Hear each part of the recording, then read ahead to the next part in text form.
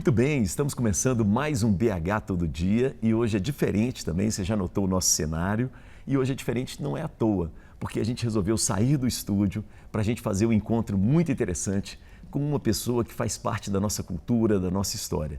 Ela é atriz, cineasta, roteirista, ela está com a mostra aqui em Belo Horizonte, no Centro Cultural Unimed Minas, ali na Rua da Bahia, que é a mostra Mulher da Luz Própria, até o dia 4 de abril. Estou falando da querida Helena Inês, que está aqui do meu lado e a gente vai bater um papo hoje aqui.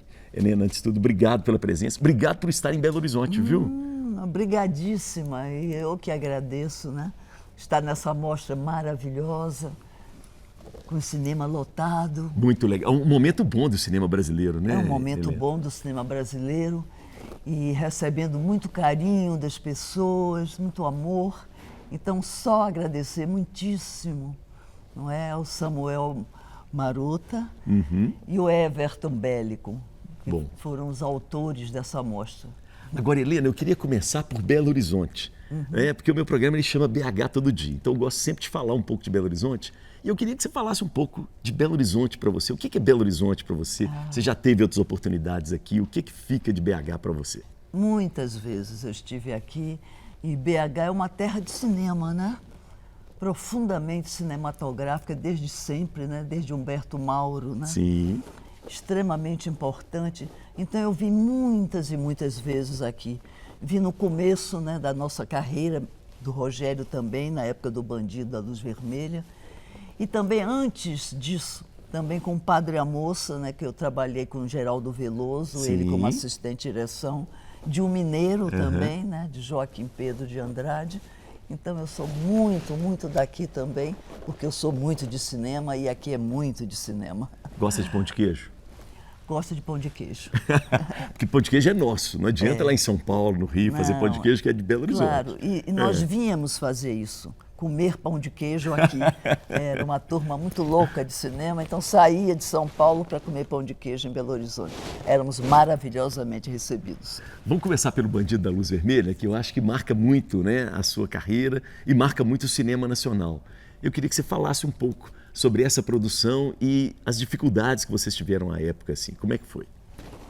O Bandido da Luz Vermelha realmente é um ícone, né? É um marco, né, no cinema brasileiro por diversos motivos, né? Inclusive por trazer o rock and roll, né? Que foi considerado de direita, né? Porque ele trouxe Jimi Hendrix, né, numa montagem sonora que ele mesmo fez, o Rogério. Bem, o Bandido da Luz Vermelha trata-se de um filme de um gênio de 21 para 22 anos, sem a menor dúvida. Não falo sem nenhum problema. Ele é ele, eu sou eu. Então, é um gênio, né, que fez aquele filme extraordinário. Não foi difícil, porque foi financiado, inclusive, por um banco, né? Interessante, hein? Com 3 produtores fortíssimos. Eu ganhei muito bem para fazer o Bandido da Luz Vermelha. Eu vinha da Europa, eu tinha ido com o Padre a Moça para o Festival de Berlim e ganhei muito bem, muito bem. Que bom. Todos os atores ganhavam muito bem, tá entendendo? Não foi um filme difícil de produção, não é? Inclusive porque Rogério já tinha um nome grande como crítico. Grande, de 21 anos, olha, tá entendendo? Mas era extremamente conhecido, ao ponto que nós, do Cinema Novo, no Rio, ouvimos falar em Rogério, não é ainda internet, então ouvimos falar, lia-se as críticas dele. Então, quando ele chegava no Rio de Janeiro, Rogério chegou em São Paulo, um menino, né? Um menino completamente né? Um doido. Genial, né? Então, é essa relação que eu tenho com o Bandido da Luz Vermelha, inclusive com aqui, né? Porque foi uma época que funcionou muito bem tudo isso, e é isso. A aceitação do público, como é que foi a época? Perfeita, magnífica, de uma forma impressionante, de uma forma muito impressionante. Há pouco tempo, fazendo uma obra lá em casa, entrou um pedreiro já de seus 60 e tantos anos, por aí. Quando ele viu, tem um cartaz do Bandido da Luz Vermelha. Eu vi esse filme, é muito maluco. Tá entendendo? Que ótimo. Um pedreiro. Alcançando então, a plateia, né? É um verdadeiro um filme popular. Rogério usava essa expressão, popular e sofisticado, né? O sofisticado no sentido de inteligente, né? Popular e inteligente. É esse o Bandido da Luz Vermelha. Biscoito fino para as massas, né? Um filme para as massas, um biscoito fino para as massas, exatamente. Agora, Helena, eu queria que você falasse um pouco da sua carreira, né? Tem a sua carreira de atriz, mas e a de diretora? Como que começou essa carreira de diretora? Começou com uma indignação. Eu digo, Ah, é? não, agora eu posso fazer alguma coisa por isso e vou fazer. Era uma exposição de artes plásticas feita pelo SESC, que chamava SESC na Cidade, alguma coisa assim. E era importantíssimo, e era internacional, completamente internacional. Foi uma época extraordinária, né, do SESC, com Danilo Miranda. E veio o Vitor Aconte, que é uma figura extremamente conhecida de arte pública, e fez no viaduto do Glicério um container que tinha banheiro, tá entendendo? Tinha pias. E foi Tinha uma estrutura, né? Um sucesso extraordinário, tá entendendo? Uma biblioteca, sucesso extraordinário. Durante um mês, inacreditável. Foi visitado pela presidenta do Itaú, na época, que era uma mulher, inclusive, interessante, e 30 dias depois inventaram uma história. Eu achei que seria, e era mesmo, que estava havendo abuso entre os moradores, problemas Sim. sexuais desse tipo. Aí eu viro para uma menina, a Verinha Haddad, que trabalhava com a Sara Silveira e trabalha até hoje, e diz, Verinha, está acontecendo isso, vamos fazer alguma coisa, vou para aí agora. E aí nós começamos a fazer o filme.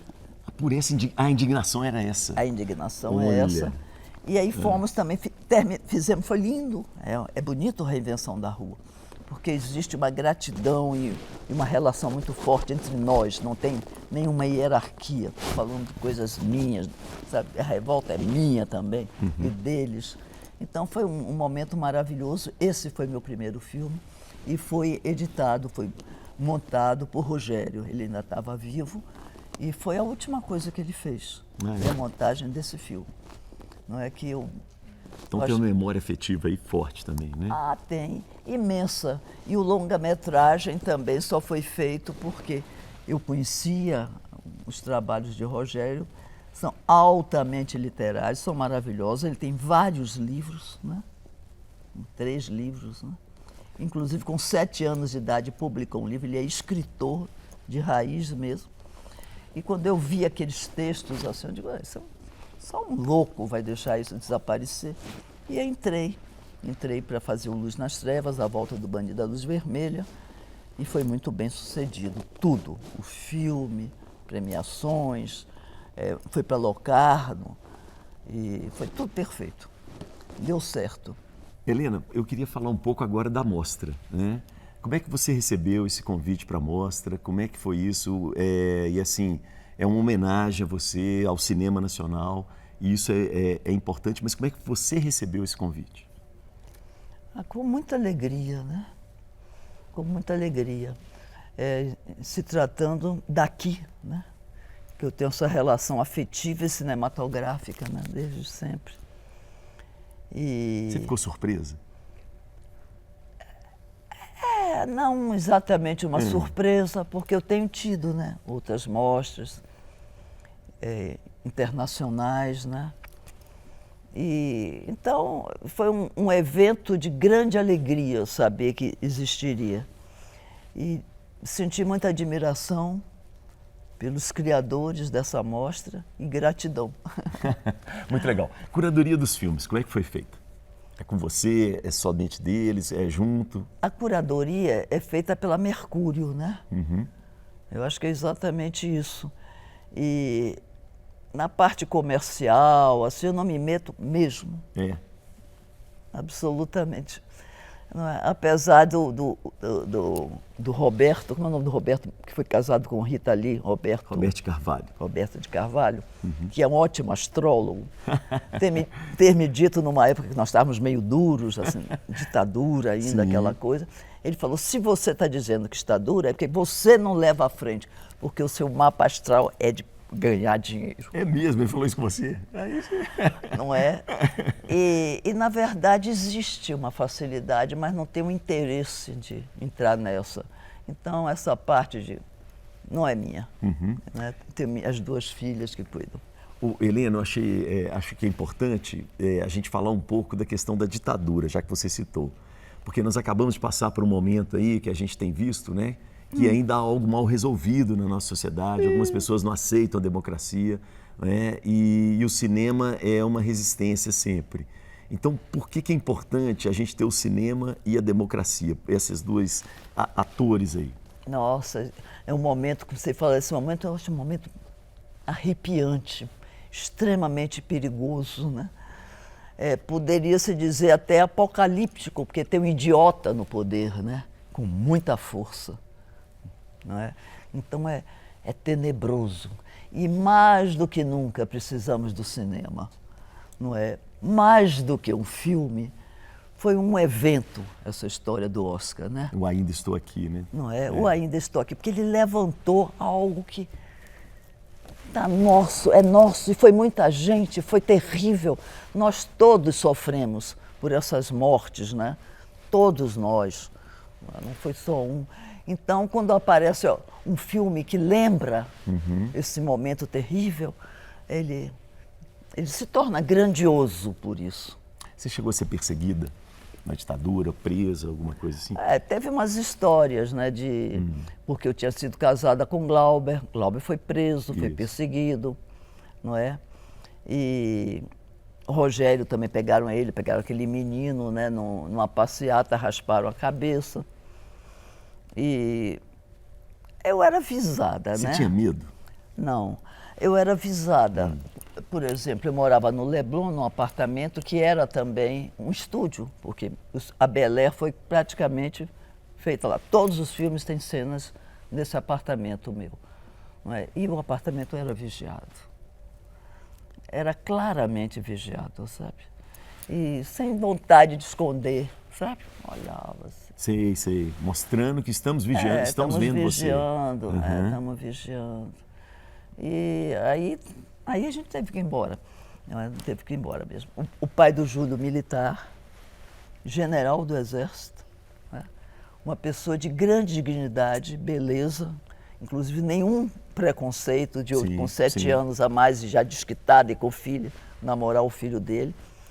Disse, olha, se vocês têm que ir imediatamente... Ele mesmo falou isso com vocês? Claro, imediatamente, nós 3. Porque vocês, além de ser presos, vão queimar os filmes. Acabou o trabalho. Aí corre. Eu fiz o Amigo Dinossauro, Bastidores da Bel Air.